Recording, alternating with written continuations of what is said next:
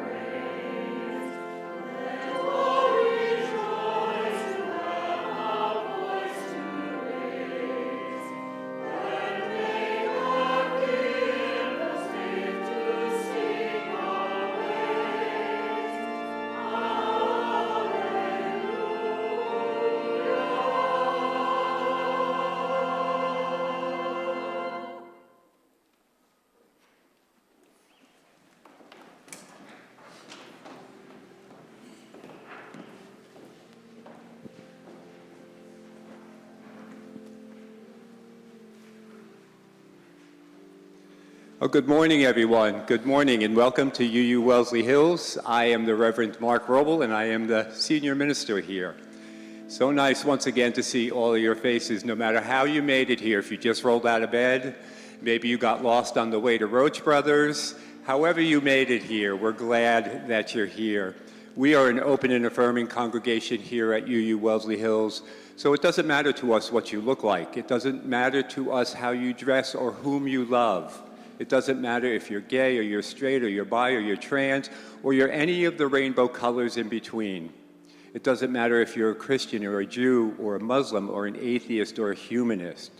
What matters to us is that we gather here every Sunday to support and to love each other.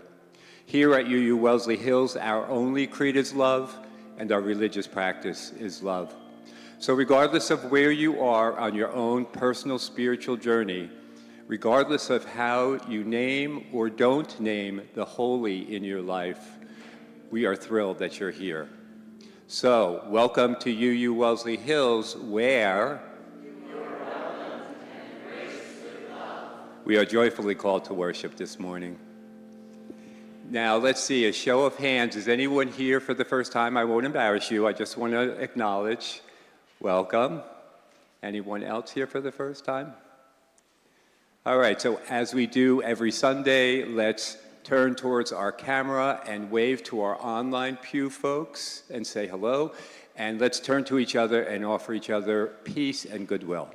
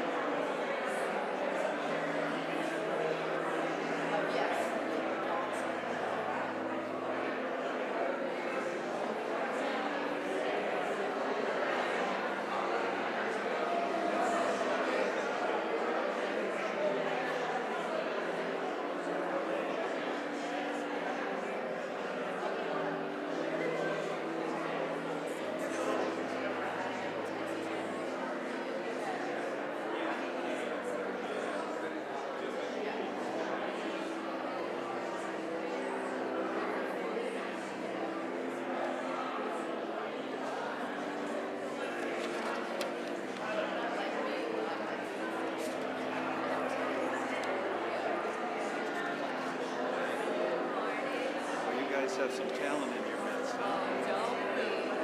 My socks were off. That's all I can tell you.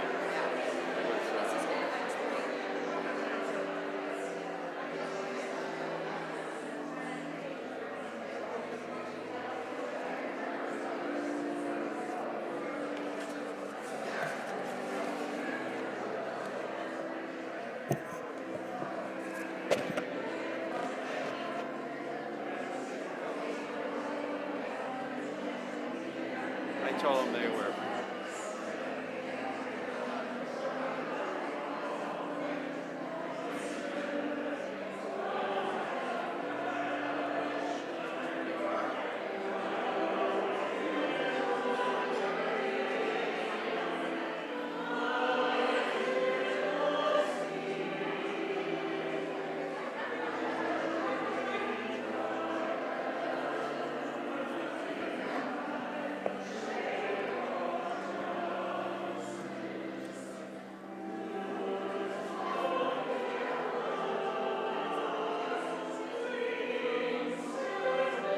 These are Ellis's notes. Yeah, I'm going to move my fan.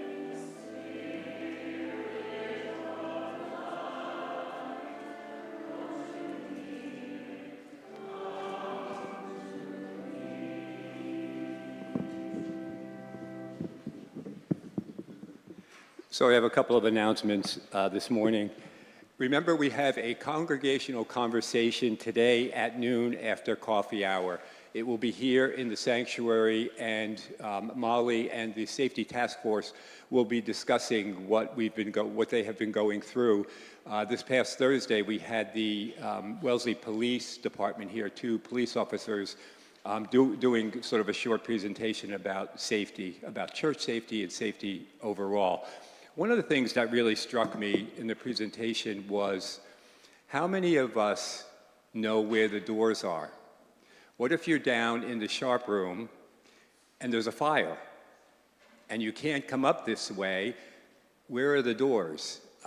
So I would strongly encourage all of us over the next couple of weeks, just informally, stroll around the buildings on the inside and the outside. So you can familiarize yourself with where exits might be in case we ever, God forbid, have to use them quickly. So anyway, at noon today, come on back in, grab a cup of coffee, a snack, a bite to eat, and then come back into the sanctuary. Please, no food in the sanctuary, okay? Pub Theology, this Tuesday, 7 o'clock at Tempo. I will send out a notice via Breeze tomorrow to remind everyone, but Tuesday, 7 o'clock at Tempo in Waltham. Now I'd like to invite Ethan up to say a couple words about opera.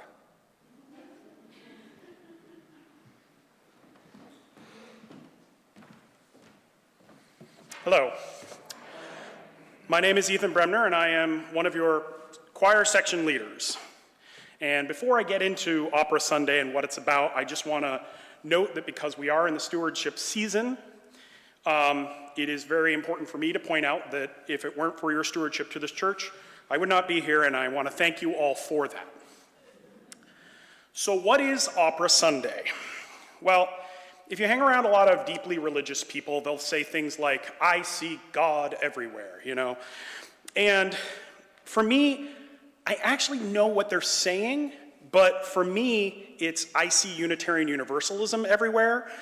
I see it in the books I read, TV, even video games. I see it everywhere. But 30 years ago, about, an 18-year-old little boy from Athol, Massachusetts, who had never heard an opera, found this amazing art form and never wanted to do anything else for the rest of his life.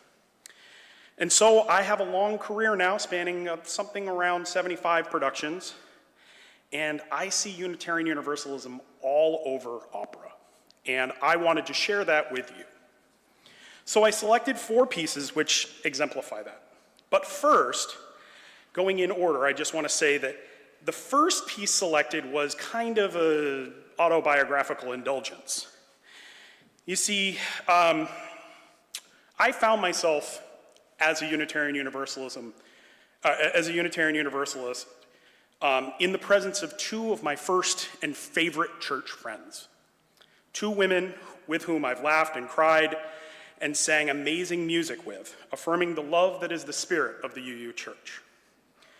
And so because when you have two amazing sopranos and they happen to be sisters, and you want to show the beauty of the art form, you choose Lakme, a song that the Teeter sisters have sung for quite a few flower communions, so you can understand that. Next, in what may be the centerpiece of what I consider Opera Sunday, is Verdi's chorus of the Hebrew slaves from Nabucco. This chorus has transcended the confines of the opera that it's in, where the Hebrew slaves lament the loss of their homelands with the line, "O mia patria, si bella e perduta." "O my homeland, so beautiful and so lost." And I think we resonate with that a bit these days. This piece became the rallying cry of an Italian independence movement and has since been used to unite in the face of all sorts of great adversity. Most recently, it was used as a morale booster during the pandemic in a Zoom performance by the Metropolitan Chorus. Third, as UU is a liberal faith, we have to face the complexity of the world we live in. And opera is not immune to such complex issues. And no, I'm not talking about Timothy Chalamet.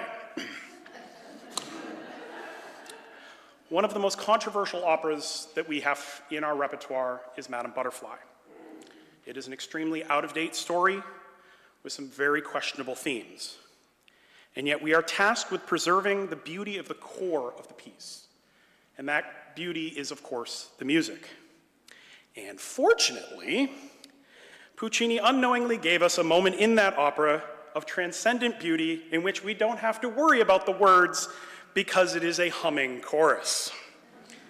So I invite you to just sit back and enjoy the wordless beauty of that one. Finally, George Bizet's Pearl Fisher's Duet, where the characters of Zurga and Nadir are both confound the expectations of what typically happens in a story when two friends fall in love with the same woman.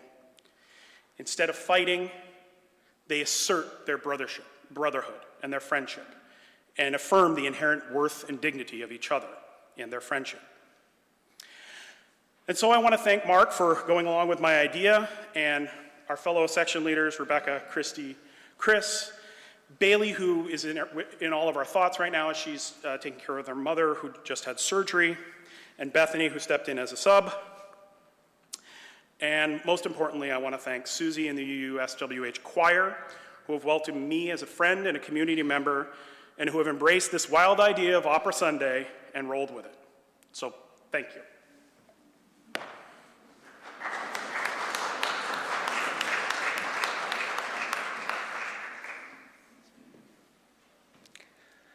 Now, as we deepen into worship, I'd like to invite Reed up to light our chalice. The flaming chalice is not only a shining symbol of our Unitarian Universalist commitment to religious pluralism and humanitarian principles, but also a much-needed light shining into our world. We light it on our altar each Sunday and any time we gather as a community. If you are watching from home and have a chalice on hand, you may want to light yours now. The words of our chalice lighting are spoken in unison. You will find the words printed in your order of service or appearing on your screen. Please join me in saying them as Reed lights our chalice this morning. We light this chalice to illuminate our faithful way forward as an inspirational community of hope. Together we seek spiritual growth. We strive for just and responsible action. We dedicate ourselves to living lives of compassion and purpose.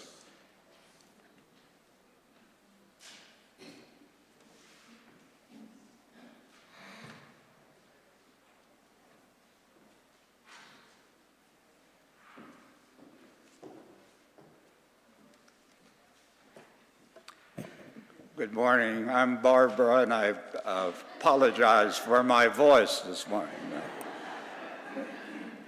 Much to I regret Barbara is ill and not able to make it this morning. I was to speak later in the lineup, and we hope she'll be able to speak then. So, well, we finally made it to spring this Friday. The flowers don't know it yet, but the birds do, and they're already warming up for this service, I'm sure.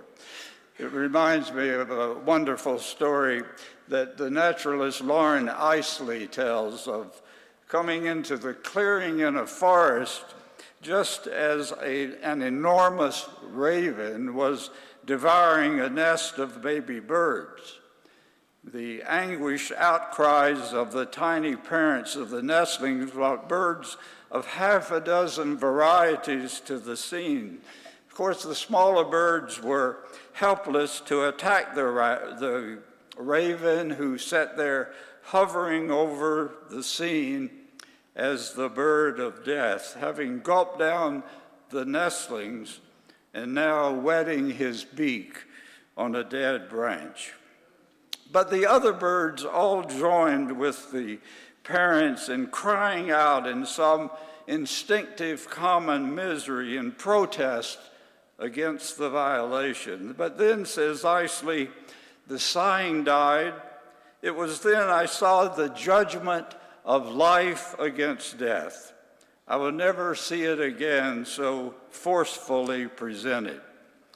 There in that clearing, the crystal note of a song sparrow lifted hesitantly in the hush, and finally, after painful fluttering, another took the song, and then another, the song passing from one bird to another, till suddenly they took heart and sang from many throats joyously together, as birds are known to sing. They sang because life is sweet and sunlight beautiful. They sang under the brooding shadow of the raven. In simple truth, they had forgotten the raven, for they were the singers of life and not of death. And so are you. You are the singers of life extraordinary. For by your stewardship of your time and your talent and your financial resources, you, year after year, underwrite this congregation's ministry and assure that it will have a strong voice for love and justice in the year ahead. Well, at the risk of your thinking I'm simply for the birds, I want to push the ornithological analogy further to note that it's great on this Sunday when we have so many wonderful songbirds. In addition to our choir of songbirds, the opera today, Susie's Songsters. And about all some of us can do, though, is honk. If Barbara were here, she could join the songbirds, but I represent the honkers. But as you know, honking is very important. For ornithologists tell us that when the geese are flying in that V formation, and I understand that the geese can't wait to get back to Canada this year, but the honking is to encourage the leader who is flying point and bearing the highest energy cost. Flying point is exhausting, and the honking encourages the lead goose to keep up the speed, to keep on keeping on, and not give up to binge watch episodes of Say Yes to the Dress.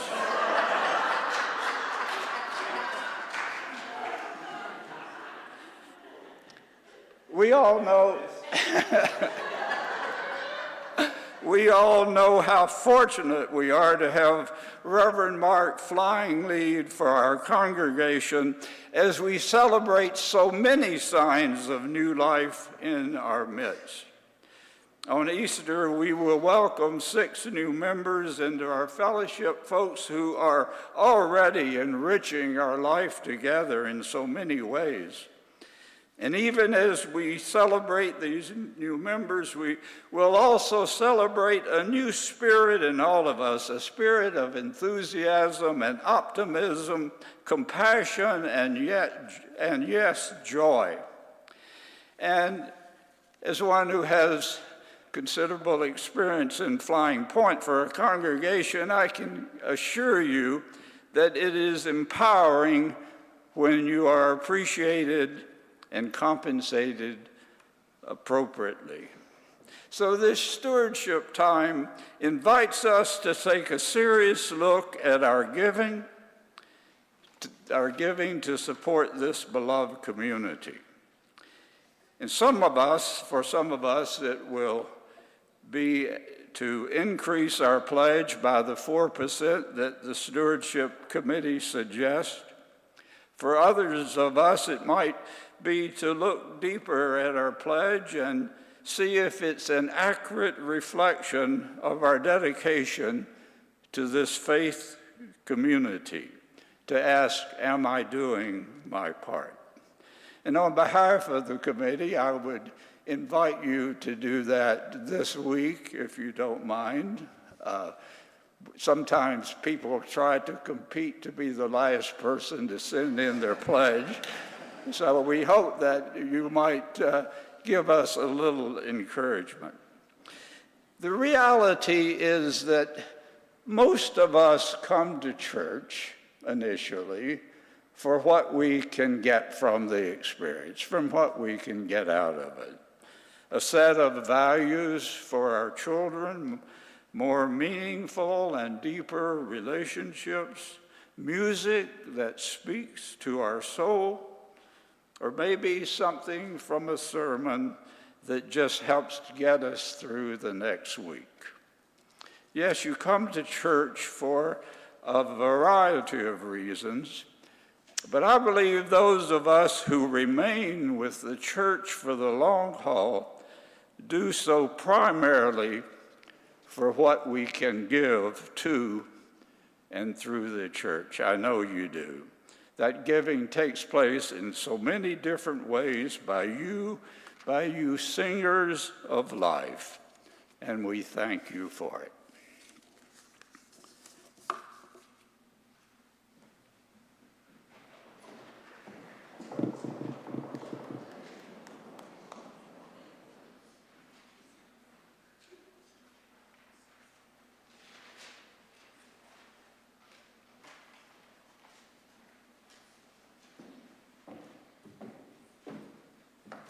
Good morning, all. This first Sunday of spring.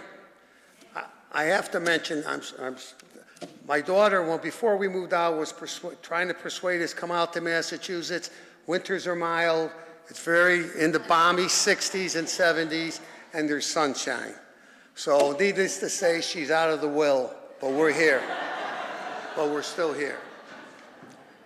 Each Sunday, this congregation collects a weekly offering as part of its larger spiritual practice of generosity. And the theme this month is hunger. This week, our offertory will benefit the Wellesley Food Pantry. The Wellesley Food Pantry helps members of the local community who are food insecure or have emergency needs. It is an all-volunteer organization, so your donations go directly to serving the community by helping defray the cost of groceries, fresh produce, and essential personal care items. Since the food pantry receives no government funding, it relies solely on donations of goods and funding from private individuals and organizations like ours. Right now, they need cash donations to help pay for the perishable items that they need to stock every week. Since the prices of many items like eggs and produce keep increasing, the need for monetary donations to supply them is even greater. Your donation can be made either electronically or by plate collection that will be passed. If you want to make an online payment, visit the online giving page on our website.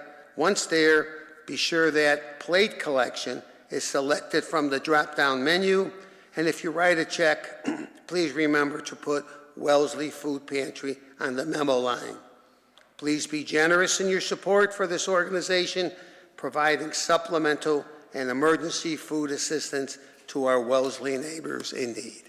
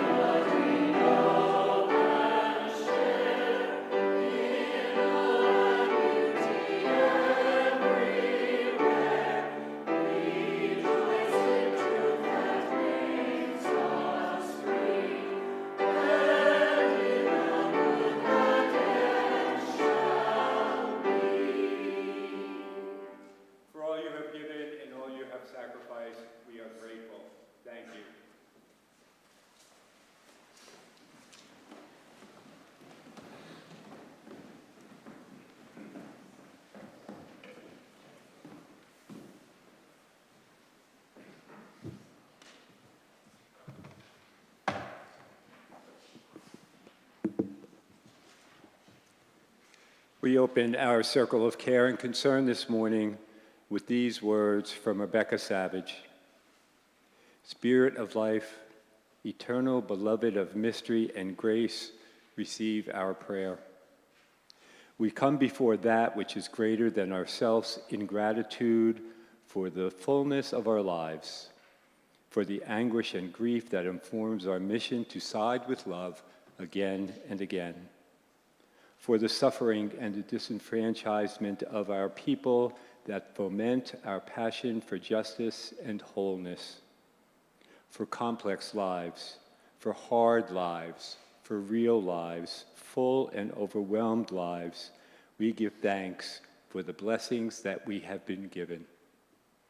The reassurance of community, the steady warmth of hope, and the unwavering faith that there will be better days. We give thanks and seek your grace.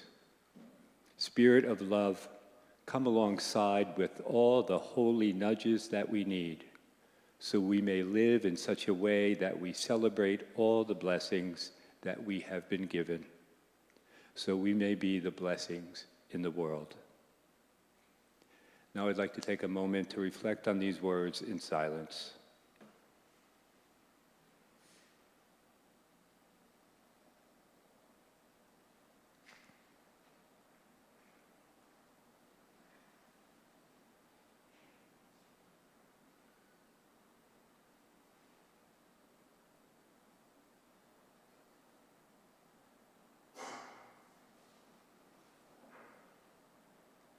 And may it be so. Now I'd like to invite all those who wish to come forward and light a candle of intention. And if you're comfortable, please let us know the person or place that this intention is for, and we will carry that intention in our hearts. If you're in our online pews, please type your joy or concern in the comment section, and we will also carry your intention in our hearts. So please come down the center aisle, light a candle, and return by the side aisle. So let us begin.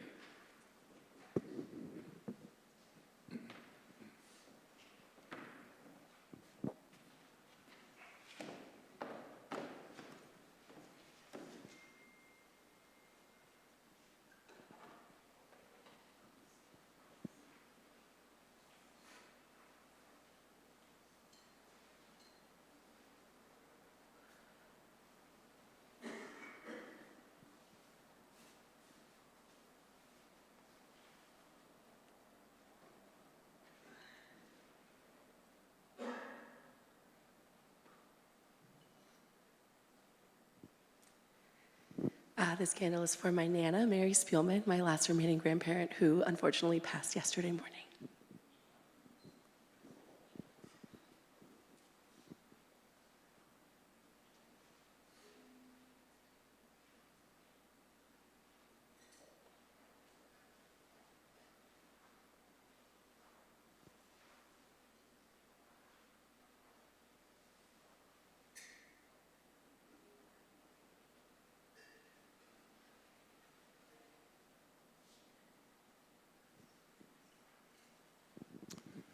For Nancy, be 10 years this week.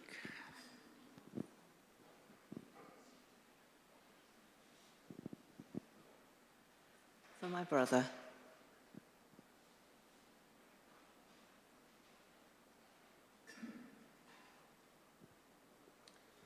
Hope for the world.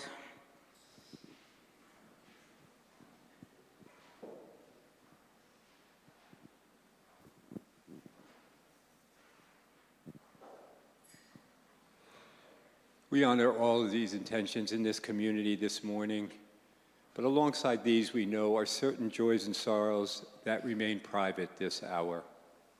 Those too have a rightful place here. So this morning we honor all of these with light. We light this candle for our families, for our beloved, for our friends, for all of our relations, for those who are near and for those for whom we feel an unwanted distance, for the newborn, for the elderly, for all of the wounded children. May this candle inspire us to use our power to heal and not to harm, to help and not to hinder, to bless and not to curse. May its radiance pour out upon our hearts and spread light into the darkest corners of our world.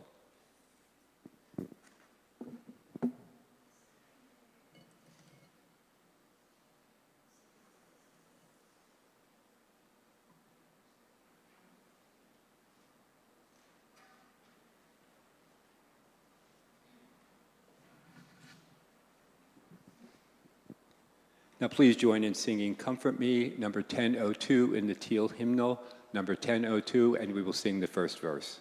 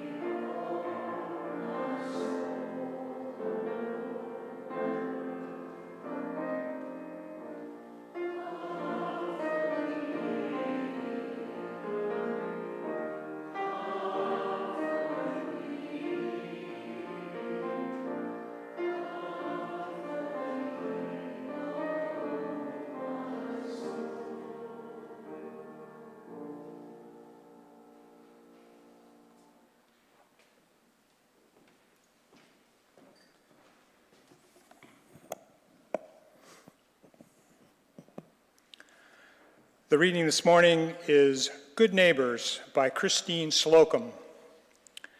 Slocum begins with this quote from Coretta Scott King. The greatness of a community is most accurately measured by the compassionate actions of its members. It was one of those days, waiting at the red light. I was mentally rehearsing every scheduled second of my evening when I saw a speeding car approach.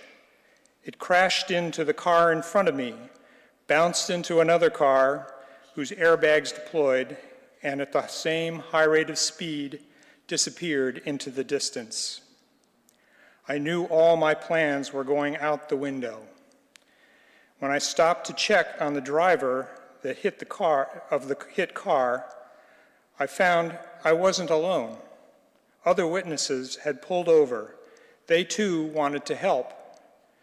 People at the corner business came out to offer aid, and a gentleman living on another corner approached to make sure everyone was all right. All of us, white, brown, black, had been strangers until this moment, a situation that felt like it belonged to all of us, and so we were being the help until the help arrived. It turned out no one was hurt. As shocking as the event was, the collective decision to help didn't surprise me. Buffalo calls itself the city of good neighbors. I think it's less a description and more self-fulfilling prophecy. It's a rallying cry in times of struggle. Our mutual aid is both organized, like our shovel brigade, and disorganized, but still effective. As often as I've been a helper, I've also been helped. Here, as in many places, people make a conscious decision that when something happens, they will respond. As a Unitarian Universalist, I believe this is what living a love-centered faith is all about. I've found that the more I interact with my neighbors, the more I acquire a sense of belonging to and ownership of my community. Our mutual aid reveals how dependent we are upon each other. I believe that noticing things that need our attention and then stopping to help is a habit, a communal habit. Your actions make a difference, and other people's action make a difference for you. May all of us choose each other, choose our communities, and decide to show up. She ends with this prayer. When crisis arrives, may we respond with caring, with calm, with clarity. May we root our actions in love when we show up for our neighbors. May we know that we are never completely alone.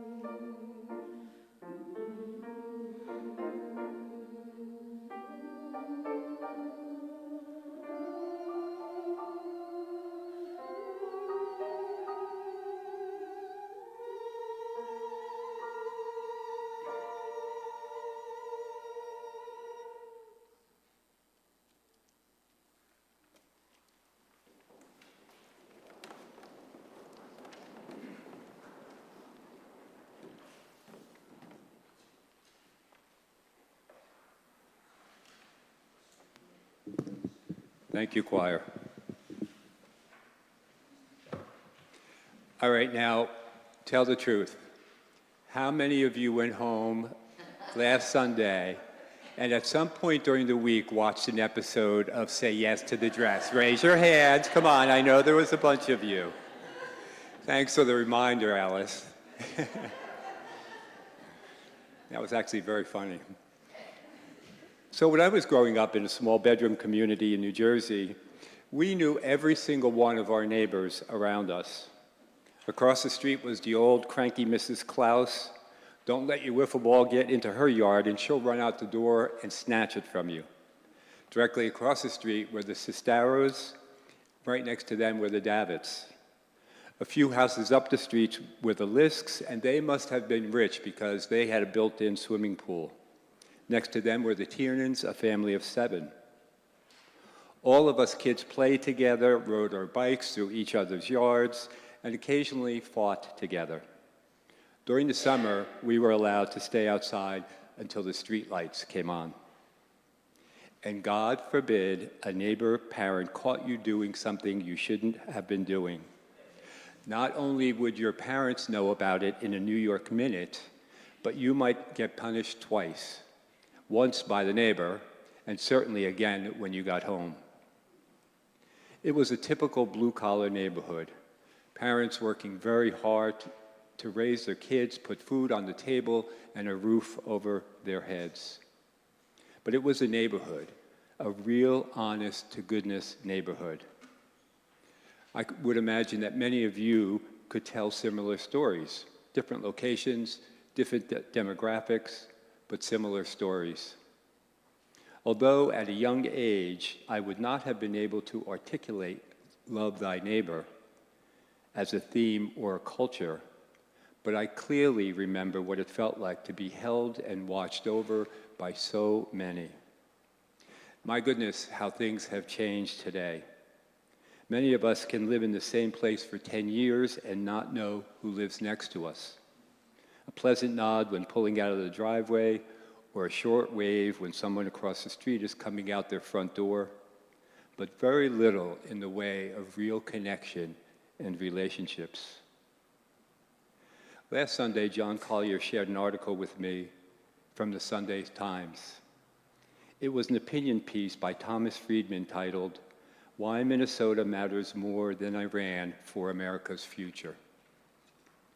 Friedman starts the article by talking about how difficult the past year has been for him as a journalist, watching our institutions crumble, big businesses bend the knee to King Donald, and indulged by a cabinet of clowns. But he goes on. But then I spent time in my native state, Minnesota, after something else that I'd never seen in nearly 50 years, a spontaneous uprising of civic activism propelled by a single idea. I am my neighbor's keeper, whoever he or she is, and however he or she got here. It was one of the most courageous battles ever fought by American men and women not in uniform.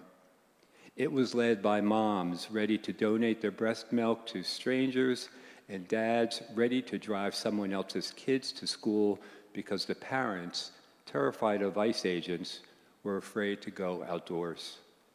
It was neighbors ready to hit ATMs, to help out neighborhood restaurants and businesses deciding not to open, thus foregoing their income for fear that masked ICE agents might drag away their cooks or their dishwashers or their desk clerks. And the best part was this. At a time when we have a president so shameless that he insists on putting his name on every public building he can, these good Samaritans, of all colors and creeds, acted without fanfare. There were hundreds of leaders of this movement, Bill George, a longtime Twin Cities business executive, said to me, and I don't know a single one of their names. Having been in Minneapolis myself and witnessing the horrors of those days, I also witnessed the amazing transformation, the amazing miracle unfolding before our eyes. Neighbors caring for neighbors, black, brown, white, it didn't matter. People showing up for each other, caring for each other in ways that many of us probably have never experienced. It was a peek into some of the worst human behavior that I have ever seen and the most beautiful testament to who we are as human beings. I'm not a big believer in the concept of heaven as an afterlife, but I will tell you that witnessing the metamorphosis happening in Minneapolis, I certainly can wrap my head around heaven on earth. A change in the perception of who we are and who we can be as the human family. Friedman continues, many surely got to know one another, though, because they were all propelled by a verb I'd never heard before, neighboring. As in, today I will be neighboring, going out to protect the good people next door or down the block. Not because I favor illegal immigration, but because I oppose the fundamental indecency of President Trump and Stephen Miller and the blessedly now departed Kristi Noem trying to fulfill their daily quotas for evicting illegal immigrants by arresting my neighbors, most of whom work hard, pay taxes, go to church or the mosque, and help dig out my cars in the winter snow. Neighboring. I love the sound of that word. It's doing good for your neighbors. It's love in action. It's loving thy neighbor. So out of the ashes of this brutality and cruelty emerges a new way of being together. The other component of these brutal crackdown, arrests, and murders was the singing.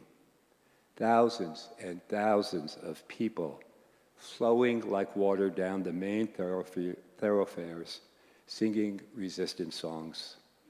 Flatbed trucks leading protesters through the city with megaphones, singing "Hold On" or "No One's Getting Left Behind This Time." The human power of song and resistance is a testament to what we are capable of, a testament to good and loving hearts, just trying to love thy neighbor. One of the things that Donald Trump and his goons never expected is that the human spirit is so much stronger and powerful than masked men with pepper spray and tear gas. What their antics are compelling neighbors to do is to take care of each other. Their antics are forcing us to take a deep look inside and decide who and what we want to be, and who and what we do not want to be. Mayor Jacob Frey of Minneapolis said, "This was not a resistance movement. It was about something far more powerful and expansive. It was love thy neighbor." ICE agents thought they were coming for random migrant strangers stalking Minneapolis. What they learned the hard way was that for many Minneapolis, they were coming for the babysitter or the kid's best friend, people embedded in their communities, and not the caricature of the illegal immigrant rapists spread by the Trump administration. There is a powerful lesson for all of us to learn from this experience, and especially for us as Unitarian Universalists. What we do matters. How we support each other matters. And how we love matters. In this article, Friedman hits upon what a better world could look like, what building beloved community could look like. He puts into words the values that we as UU hold so dear. What you do unto my brother or sister, you do unto me. This is what our faith calls us to do. I have never been so proud to be a Unitarian Universalist minister as I am right now during these times, these hard and scary times, yet with profound miracles happening around us, some big like Minneapolis, and some smaller like our Black Lives Matter vigils or the Bridge Brigade. And we keep singing our songs, lifting our voices in both protest and praise. We are the threat that this administration is petrified of. People of faith who are capable of moving mountains with our love. As we all try to figure out where we fit in with all of this, what our role is, remember what it was like riding your bike until the streetlights came on. Remember that feeling of being supported and held up by your neighbors. Remember that sacred scripture from Matthew, love thy neighbor. May we as Unitarian Universalists always follow our moral compass. May our goal always be fairness, justice, and equity. May our mission to build beloved community always be underpinned by love thy neighbor. And may we demand no less from our leaders, our communities, but most importantly, from ourselves. And may we make it so. Now please rise in body and or spirit as you are able, as we sing our closing hymn, number 129, Let Love Continue Long, number 129 in the gray hymnal.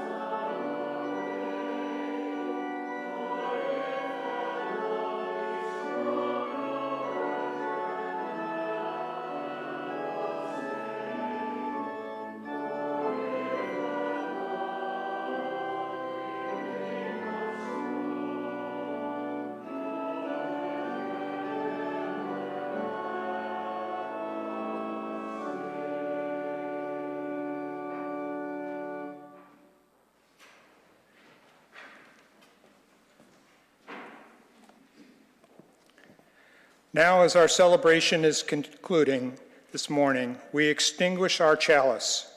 Our closing words are spoken in unison. You will find them imprinted in your order of service or appearing on your screen.